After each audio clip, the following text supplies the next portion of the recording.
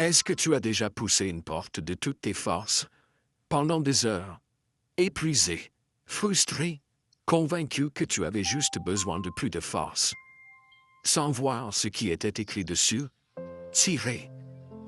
Voilà ce qui était écrit. Et pendant tout ce temps, tu poussais dans la mauvaise direction. C'est exactement ce que la plupart des gens font avec leur vie. Ils poussent des relations qui sont déjà terminées. Ils poussent des chemins qui n'ont plus d'avenir. Ils poussent des portes que la vie a fermées pour une raison. Et plus ils poussent, plus ils s'épuisent. Plus ils souffrent, plus ils se sentent bloqués.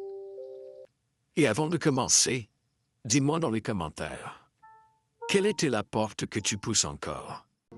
Et que peut-être il est temps de lâcher. Installe-toi confortablement. Respire. Commençons. La plupart des gens passent une grande partie de leur vie à essayer de contrôler des choses qui n'ont jamais été sous leur contrôle. Ce que les autres pensent d'eux. Le moment où les opportunités arriveront. Le résultat de chaque effort, de chaque relation, de chaque décision. Et sans s'en rendre compte, ils transforment leur vie en une bataille constante. On nous a appris que la vie est une compétition sans fin, qu'il faut toujours pousser plus fort, que se reposer, c'est perdre du temps, que si quelque chose ne fonctionne pas, la solution c'est d'insister encore plus. Et bien que cette idée semble logique, c'est souvent précisément elle qui nous maintient prisonniers. Pense à combien de fois tu as voulu que quelque chose se passe d'une façon précise. Tu voulais qu'une personne reste, qu'une opportunité fonctionne. Tu voulais que les choses suivent exactement le plan que tu avais imaginé. Et quand la réalité a pris un autre chemin, la frustration est apparue. Non pas parce que la réalité était nécessairement mauvaise, mais parce qu'elle était différente de tes attentes. Et c'est là que commence une grande partie de notre souffrance. Pas dans ce qui arrive, dans la résistance à ce qui arrive. Il y a plus de 2500 ans, en Chine ancienne, vivait un homme appelé Lao Zi. Ce n'était pas un empereur puissant. C'était un homme tranquille qui passait son temps à observer. Et en observant le monde, il remarqua quelque chose de troublant. Les gens obtenaient ce qu'ils voulaient et souffraient quand même. Plus ils possédaient, plus ils avaient peur de perdre. Plus ils contrôlaient, moins ils étaient en paix. Alors il se mit à regarder la nature avec plus d'attention. Et il découvrit quelque chose de fascinant. La nature ne semblait pas pressée. Les arbres ne se disputaient pas pour pousser plus vite. Les rivières ne se désespéraient pas d'arriver à l'océan. Tout suivait un rythme naturel. Tout arrivait en son moment. Tout se mouvait avec une harmonie silencieuse que les êtres humains avaient oubliée. Lao Zi observa longtemps le mouvement de l'eau. Il vit comment une rivière avançait sans effort apparent. Quand elle rencontrait un rocher sur son chemin, elle ne se battait pas contre lui. Elle le contournait simplement et continuait. Et bien qu'elle semblât douce et flexible, avec le temps, elle était capable de traverser des montagnes entières. Alors il comprit quelque chose d'extraordinaire. La vraie force n'est pas toujours dans la résistance. Souvent, elle est dans le flux. Et si ce n'était pas la vie qui te bloquait, et si c'était ta résistance à la vie? Les anciens maîtres taoïstes avaient un nom pour cette façon d'être. Ils l'appelaient Wu Wei, l'art d'agir sans forcer. Et bien que beaucoup de gens le traduisent par ne rien faire, cette interprétation est très loin de son vrai sens. Wu Wei ne parle pas de passivité, ne parle pas de rester assis à attendre que la vie règle tes problèmes, ne parle pas d'abandonner tes rêves, ni de renoncer à tes objectifs. Il parle de quelque chose de beaucoup plus profond. Il parle d'arrêter de forcer, Pense à combien d'énergie nous dépensons à essayer de faire arriver les choses exactement comme nous le voulons. Nous voulons qu'une personne nous comprenne. Nous voulons qu'une opportunité arrive à un moment précis. Nous voulons que la vie suive le plan que nous avons conçu dans notre tête. Et quand les choses n'arrivent pas de cette façon, nous commençons à pousser. Nous poussons avec plus d'efforts, avec plus d'inquiétude, avec plus d'anxiété. Comme si la vie était une porte qui pouvait s'ouvrir simplement en appliquant plus de force. Mais il y a une différence immense entre agir et forcer. Agir, c'est planter une graine. Forcer, c'est la déterrer chaque jour pour vérifier si elle pousse. Agir, c'est faire ta part. Forcer, c'est essayer de contrôler ce qui ne dépend plus de toi. Agir, c'est ramer quand c'est nécessaire. Forcer, c'est essayer de changer la direction du fleuve. Et c'est là que la plupart des gens s'épuisent. Non pas parce qu'ils travaillent trop, mais parce qu'ils essaient de contrôler des résultats qui n'ont jamais été entre leurs mains. Le paysan peut préparer la terre, semer, arroser, prendre soin de la plante. Mais il ne peut pas obliger la graine à pousser plus vite. Il y a des processus qui ont leur propre rythme, des choses qui ont besoin de temps, des portes qui ne s'ouvrent que quand le moment est juste. Voici quelque chose que la plupart des gens découvrent trop tard. La vie essaie constamment de nous guider. Mais nous sommes tellement occupés à imposer notre propre route que nous n'entendons pas les signaux. Pense à ta propre histoire. Regarde en arrière quelques années. Il y a sûrement eu des situations qui à ce moment-là semblaient injustes. Des portes qui se sont fermées quand tu étais convaincu qu'elles devaient s'ouvrir. Des personnes qui se sont éloignées quand tu croyais qu'elles devaient rester. Des plans qui se sont effondrés quand tu avais mis en eux tous tes espoirs. Et pourtant, avec le temps, beaucoup de ces expériences t'ont emmené à des endroits que tu n'aurais jamais imaginés. Peut-être que ce travail que tu n'as pas obtenu t'a ouvert la porte d'une meilleure opportunité. Peut-être que cette relation qui s'est terminée t'a évité des années de souffrance. Peut-être que cet échec qui t'a tellement fait mal t'a obligé à devenir une personne plus forte, plus sage, plus consciente. Mais quand nous vivons le moment, nous ne pouvons presque jamais le voir. Et si certaines portes se ferment, non pas pour te punir, mais parce que tu n'es plus la personne qui doit les franchir, c'est peut-être l'idée la plus difficile à accepter. Que certaines choses que tu as perdues ne t'appartenaient déjà plus. Que certains chemins qui se sont fermés n'étaient plus les tiens à parcourir. Que la vie ne t'a pas pris quelque chose. Elle t'a libéré de quelque chose. Il y a une phrase belle dans la sagesse orientale. La feuille ne tombe pas de l'arbre avant l'heure ni après l'heure. Elle tombe exactement quand elle doit tomber. Et bien que notre esprit veuille contrôler chaque détail, il existe une intelligence bien plus grande que nos plans personnels. La vie ne t'a pas demandé de porter le monde sur tes épaules. Elle t'a demandé de faire le prochain pas. Et puis le suivant. Et puis le suivant encore. Il y a longtemps, un jeune disciple voyagea pendant plusieurs jours pour trouver un vieux maître taoïste qui vivait près d'un grand fleuve. Quand il arriva enfin, il trouva le maître assis en silence, observant l'eau. Le jeune homme s'inclina respectueusement et dit « Maître, j'ai besoin de votre aide. Ma vie est devenue une lutte constante. Tout semble difficile. Plus je m'efforce, plus je rencontre d'obstacles. Que dois-je faire ?» Le maître ne répondit pas. Il pointa simplement le fleuve. Le disciple attendit quelques minutes, puis demanda à nouveau « Maître, s'il vous plaît, j'ai parcouru un long chemin pour entendre votre sagesse. mais le maître continua d'observer l'eau. Presque 1 heure passa. Le jeune homme commença à s'impatienter. Il ne comprenait pas pourquoi le maître refusait de répondre. Finalement, frustré, il s'exclama. « Pourquoi me faites-vous perdre mon temps? Je suis venu ici pour une réponse. » Le maître sourit alors, se leva lentement et marcha jusqu'à la berge.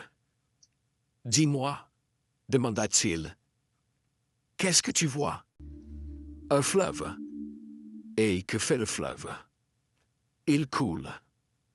Et quand il rencontre un rocher, il le contourne.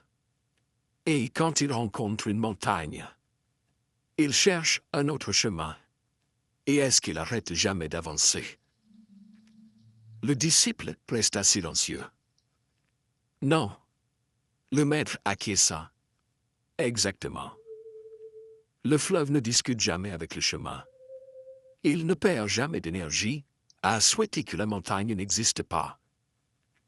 Il ne reste jamais immobile à se lamenter du rocher qu'il a rencontré.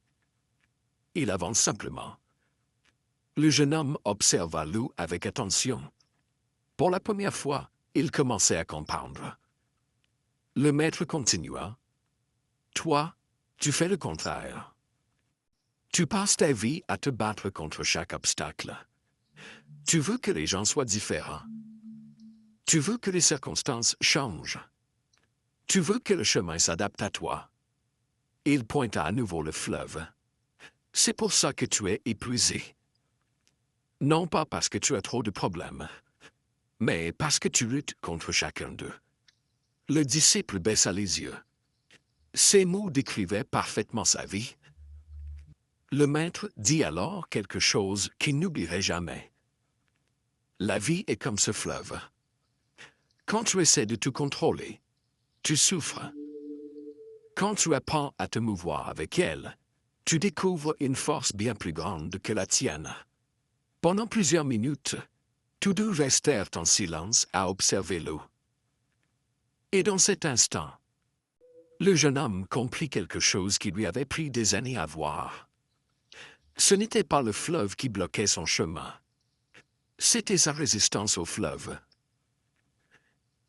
Tout ça semble beau, mais comment l'appliquer dans la vie réelle, quand on a de vrais problèmes, de vraies inquiétudes et de vraies responsabilités? Les anciens taoïstes enseignaient que couler avec la vie n'est pas quelque chose qui arrive du jour au lendemain. C'est une pratique, une façon différente de se rapporter à ce qui se passe. Et tout commence par 3 choses simples. La première, observer avant de réagir. La plupart des gens vivent en réagissant constamment. Quelque chose se passe mal et ils s'emportent immédiatement. Quelqu'un les critique et ils répondent sans réfléchir. Un problème surgit et leur esprit commence à imaginer le pire scénario. Tout arrive si vite qu'il n'existe jamais d'espace entre ce qui se passe et la réaction. Mais le sage taoïste crée cet espace. Avant de répondre, il observe. Avant de se battre, il observe. Avant de tirer des conclusions, il observe. Parce que souvent, ce qui nous fait souffrir n'est pas l'événement lui-même. C'est l'histoire que notre esprit construit autour de lui. La deuxième, accepter avant d'agir. Beaucoup de gens confondent acceptation et résignation. Ce ne sont pas la même chose. Se résigner, c'est abandonner. Accepter, c'est voir la réalité telle qu'elle est. S'il pleut, tu peux te mettre en colère contre la pluie. Ou tu peux accepter qu'il pleut et décider quoi faire ensuite. La pluie continuera de tomber de toute façon. L'acceptation ne te rend pas faible. Elle te rend libre. Parce que tu cesses de gaspiller de l'énergie à lutter contre l'inévitable. Et quand tu arrêtes de lutter contre ce qui existe déjà, quelque chose de précieux apparaît. La clarté. Depuis la clarté, tu peux prendre de meilleures décisions. Depuis la résistance, tu ne fais que réagir. La troisième, Faire confiance davantage et contrôler moins. C'est peut-être la plus difficile de toutes, parce que nous avons été éduqués à croire que nous devons tout avoir sous contrôle. Mais si nous sommes honnêtes, la plupart des choses importantes de notre vie n'ont jamais été complètement sous notre contrôle. Tu n'as pas contrôlé où tu es né. Tu n'as pas contrôlé les personnes qui sont apparues sur ton chemin. Tu n'as pas contrôlé beaucoup des opportunités qui ont transformé ta vie. Et pourtant, te voilà. Tu as surmonté des moments que tu croyais ne pas pouvoir surmonter. Tu as traversé des étapes difficiles qui semblaient impossibles. Et d'une façon ou d'une autre, la vie t'a amené jusqu'ici. Faire confiance ne signifie pas que tout se passera exactement comme tu le veux. Ça signifie comprendre que tu peux affronter ce qui vient. Ça signifie arrêter d'exiger des garanties à la vie avant de faire le prochain pas. Ça signifie marcher même quand tu ne peux pas voir tout le chemin. Avant de continuer, il y a quelque chose d'important que tu dois comprendre. La plupart des gens ne réalisent même pas qu'ils sont en train de forcer la vie. Ils pensent simplement qu'ils sont persévérants, qu'ils sont déterminés, qu'ils refusent d'abandonner. Et parfois c'est vrai. Mais parfois, ce que nous appelons persévérance n'est que de la résistance déguisée. Alors comment savoir si tu es en train de suivre ton chemin ou si tu es en train de lutter contre lui? Les anciens sages observaient plusieurs signes. Et peut-être que l'un d'eux te parlera aujourd'hui. Le premier signe, c'est quand ton esprit ne te laisse jamais en paix. Tu te réveilles avec le problème. Tu manges avec le problème. Tu te couches avec le problème. La même situation tourne encore et encore dans ta tête. Comme un disque rayé. Et plus tu y penses, moins tu vois clairement. Le deuxième signe, c'est quand tu cherches constamment des garanties. Tu veux savoir ce qui va arriver. Tu veux être certain que tout fonctionnera. Tu veux voir la fin du chemin avant de faire le premier pas. Mais la vie fonctionne rarement ainsi. Le fleuve ne voit jamais l'océan quand il commence à couler. Et pourtant, il avance. Le troisième signe, c'est quand tu confonds attachement et amour. Tu crois aimer une personne, un projet, un rêve. Mais en réalité, tu t'accroches à l'idée que tu t'en fais. Et plus tu t'accroches, plus tu souffres. Parce que tout ce qui est vivant change. Tout évolue.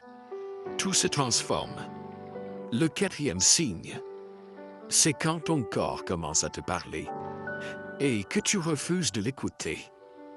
La fatigue, la tension, l'irritation permanente, l'impression de porter un poids invisible. Parfois le corps comprend avant l'esprit que quelque chose doit être relâché. Et le cinquième signe est peut-être le plus révélateur de tous. Tu as perdu la paix, mais tu continues malgré tout. Tu avances. Tu insistes. Tu t'obstines.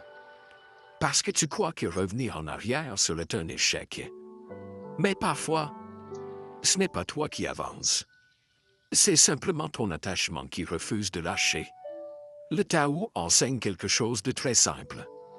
Ce qui est aligné avec ton chemin n'est pas toujours facile. Mais au fond de toi, il existe une certaine paix, une certaine fluidité, une impression discrète que malgré les difficultés, tu avances dans la bonne direction.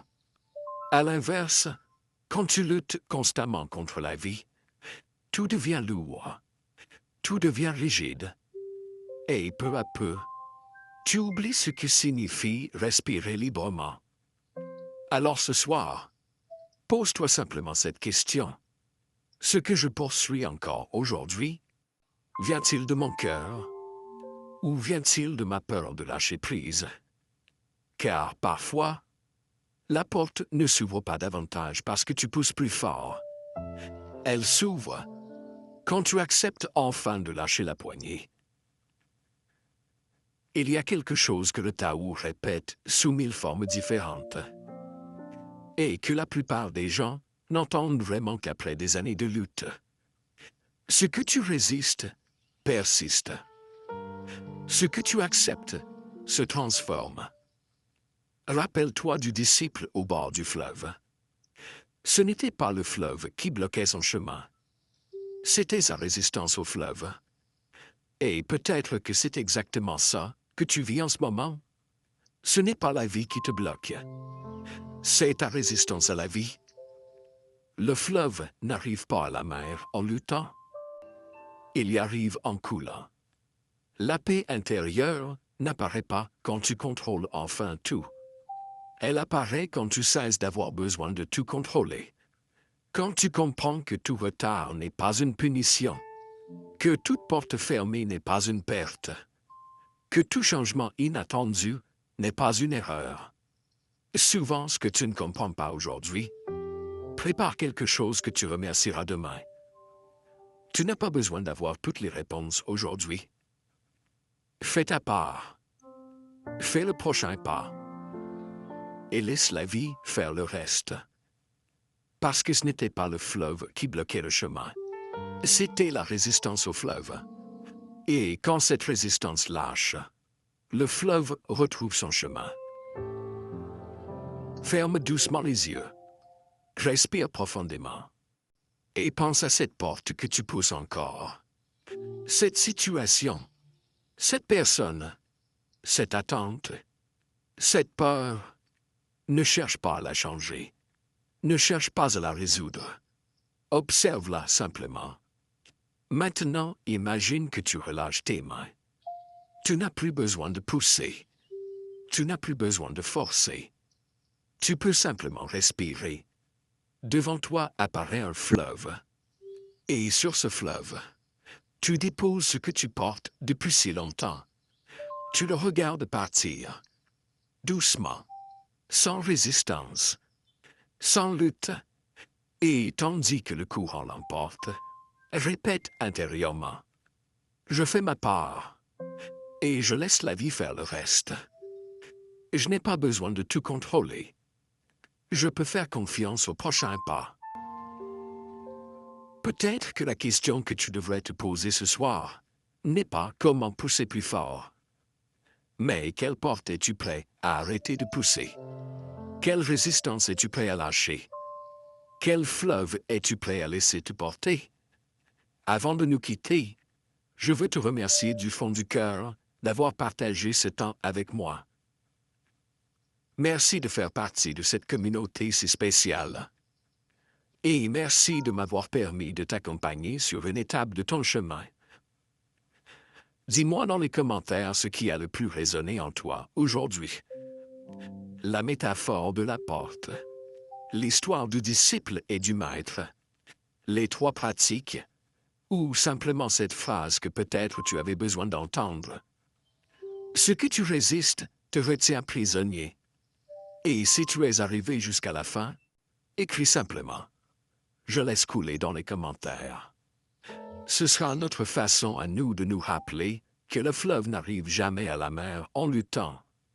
Il y arrive en coulant. Si ce message t'a aidé, n'oublie pas de le partager avec quelqu'un qui pousse encore une porte fermée. Rappelle-toi, la vie ne t'a pas demandé de tout contrôler. Elle t'a demandé de faire confiance au prochain pas. Et parfois, le silence n'est pas un vide.